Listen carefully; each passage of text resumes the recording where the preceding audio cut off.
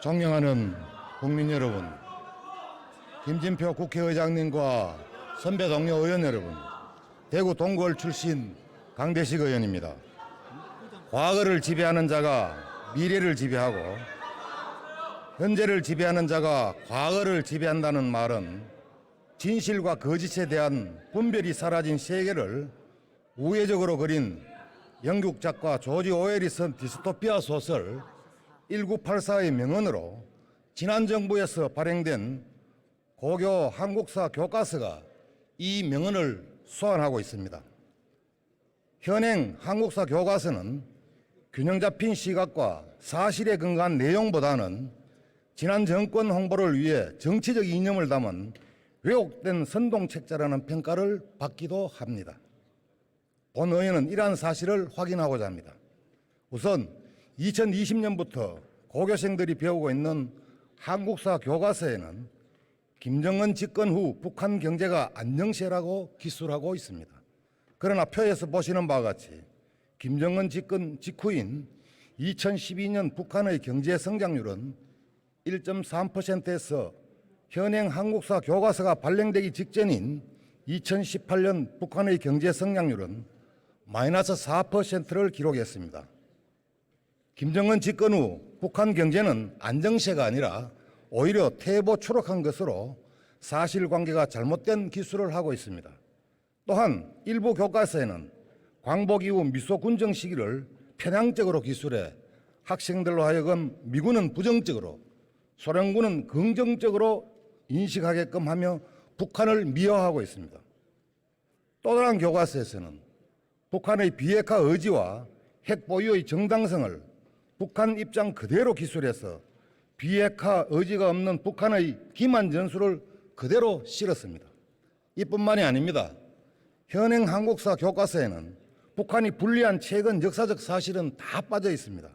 예를 들어 김정은은 집권 이후 4차례 핵실험과 대륙간 탄도미사일 발사 등으로 모든 재원을 쏟아붓는 바람에 북한 경제가 곤두박질을 쳤고 이로 인해 북한 내 다른 도시보다 생활 수준이 상대적으로 높은 개성까지 아사자가 속출하고 북한 당국은 광범위하고 조직적인 인권 침해도 꾸준히 발생했지만 한국사 교과서에는 이 부분이 빠졌거나 축소되었습니다.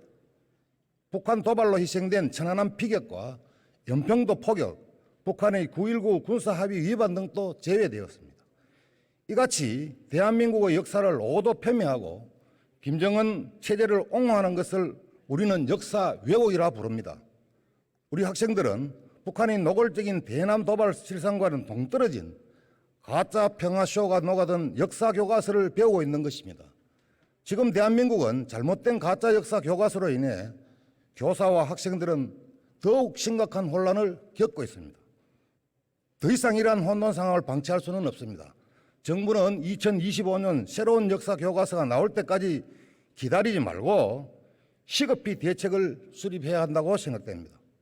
새로운 역사 교과서에는 이러한 왜곡된 내용을 시정할 뿐만이 아니라 역사적 평가가 끝난 부분을 담아 기술하고 압도적인 현대사 분량도 적절히 조절해야 합니다. 교육은 백년지 대계라고 합니다.